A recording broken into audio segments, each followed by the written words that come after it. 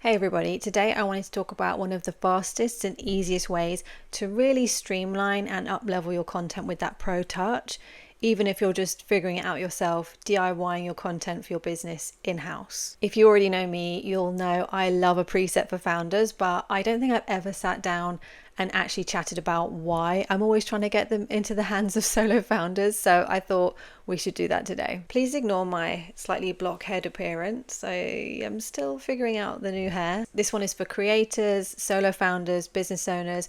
Maybe you make a physical product. Maybe you're a curator of products with a storefront.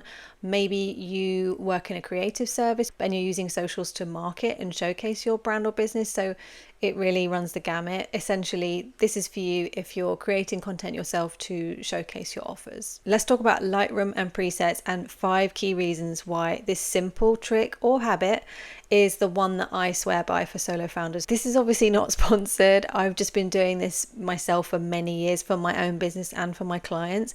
And I've worked with so many solo founders over that time, and so I know the kinds of problems that you're up against when it comes to getting your content how you want it to look and getting that momentum. And this is definitely one of the things I always come back to for making your life easier and actually getting that content system a-flowing. Hi, my name is Sarika. Welcome if you're new here. I am a brand content creator. I have been in the biz for 10 plus years, working with brands of all sizes, global brands, micro brands, kitchen table brands. And in all my conversations with founders, I'm always struck by how they don't see the power of this simple tool, or they're a little bit confused by how it works. It feels a bit techy maybe to set up, and so they don't really know why I'm always going on about it. I don't massively buy into a lot of the content tools that we've seen over the last decade in the market. I just think I have a slightly different approach, but this is one system that I have never let go of in all my years of creating content. And of course, you know, at least in the photography space, presets are not a revelation to anyone, but I really position them through a solo founder lens, and I don't really see many people talking about them in that particular way. Also, spoiler alert, you do not need to be a proper photographer, quote unquote, in order to get lots of value out of this concept. In fact, I think it's actually quite the opposite. Really quick story time. Back in the day when I got my first camera and launched my brand content career, not that obviously I knew that's what I was doing at the time, I started posting these daily stories that were kind of like mini vlogs. I didn't know how to do retouching, and I started with VSCO or VSCO, and that was great for a time. And then very quickly I moved over to Lightroom, and just when I got a little bit more confident, and honestly I just haven't looked back. I've never changed. I've never gone away from it. And so I was shooting every day, recoloring, correcting, and then posting to socials every day. I don't think I missed a day for maybe 2 years. And the thing is, I really enjoyed it. It was a regimen, but it was also like a devotional. You know, I hadn't started video editing yet, so this was my way in creatively, and I just lent into the sort of singular clip format. And anyway, the main reason I was able to keep up with that level of output was because I had this little system in my phone, in my pocket, and it was just really so easy, and that helped me to commit, which in turn helped my business grow, and then it literally helped me land my first big clients. So I just love using that experience as an example of how having like a simple but very heavy lifting tool can really like move the needle when it's just you and your big vision and you're trying to get it off the ground, you're trying to get some momentum with it. I think we need to first unpack what presets are, and do you even need them? Because obviously in this social native era, having shots that are straight out of the phone is of course like its own look and vibe, but overall when a camera takes a shot, especially digital, it's actually not finished. It still needs coloring. So each camera has its own built-in tones, and obviously a camera lens isn't the same as a human eye. So the coloring comes in to bring that like expression that's more in line with like how the shot feels or how it felt when you captured it, or in this instance what we're talking about, what your business or your brand is meant to feel like. So even though Adobe Lightroom is for photographers, preset, which is like a pre-made edit recipe, it's like a quick little plugin that you can use within it, which gives you the use of something great that someone else has made and packaged up, so the work has been done for you. Do you see where I'm going with this? I of course have a range of my own presets that I use in my own work. I have for several years. I still love and use them for myself, for my clients. They are available and I would love for you to check them out. But what I really want to get across today is just how helpful a tool like this is for your arsenal. That's the thing. So say for example, my style is very dreamy, it's rich, it's soft. Images go from flat to vibrant in a single step with a preset. It gives that richness and that experience that I got when taking the shot, and it creates a visual cohesiveness which gives visitors that brand world feeling when they're on any of my pages. We also need to talk about the most hateful word in the content space: consistency. Create a consistent feed, post consistently. But actually, I hate to say it, but adding the same treatment to everything you post, image, video, web, social, really is a proper brand approach. And so something as simple as adding that same preset or the same family of presets to all of your shots is a really accessible way of up-leveling your visuals while keeping things like really simple, really in-house, really inexpensive.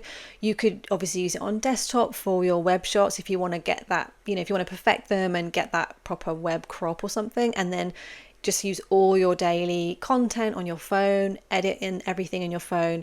It's really, really simple. And of course, Lightroom is backing up all of your work. So you're also creating a brand visuals archive within the app as well. Think about it this way. A preset is a lovely recipe, like I was saying, that someone has hopefully spent a little bit of time on, and you get to have that recipe with the hit of a button. It sounds like an ad, but literally it is a huge time saver. Again, if we're working across our content most days, we need things that are going to take the friction out of your practice and processes. So you get a preset, maybe you tweak it for your own specific needs, maybe the colors of your own product, for example, and then you can literally copy and paste it across all of your shots. So just that one thing, as a business owner, a solo founder especially, having those little shortcuts like that, like in your back pocket, really do support you while you're doing all the things. We know that you're doing all the things. So far we've got, with this one step, has given you brand tone, visual consistency, and a streamlined production all in one hit, not to mention the archive. And even if you're already thinking, I love the iPhone aesthetic, I don't need it to look like a fancy lens, and I totally get that if that's the case. But here's the thing, if you're capturing product, you still need to be able to have control over your colors. So for example, and this goes for a phone or a camera, say your white balance is naturally leaning warm, or maybe you set it warm, maybe it's the lighting you've got at the moment and the shot looks great, you love it, but now that red lip liner berry shade is reading like a warm brick red shade, so that definitely won't work. Like, you obviously need to capture the product qualities accurately and beautifully so your customers can see like exactly what they're buying. So having the ability to fix and perfect that yourself, like even if you just want to make it really gorgeous and spot on, so that even after you've added like a preset, like a blurry effect, a Kira, I don't know, whatever else, but that at the end the product will still be true to color. Such a simple thing, but something you absolutely cannot ignore. Now, I don't want to assume you don't have investment for shoots, not at all, but the real thing is that content never ends. And so we need to make every asset go far and work hard for your business. I'm talking hard. So even if you're investing in shoots with professionals and you're loving it, and that is wonderful, but I also want to stress the strength of being able to capture things yourself in-house as well, because this will allow you to create on the fly, share prototype ideas with your community to do like a temperature check before taking something into production. You'll also know how to take the assets you've invested in and take them further, repurposing, cropping, and so on. So that means your bank of content is now going further with less work, less stress, less investment if you so choose. What I'm saying is being able to DIY some or all of your content is a really valuable ability to have, whatever size business you have at this time, to help you keep on sharing your business like so much more easily with that momentum. It's a great way to start building and learning how to develop your visual style.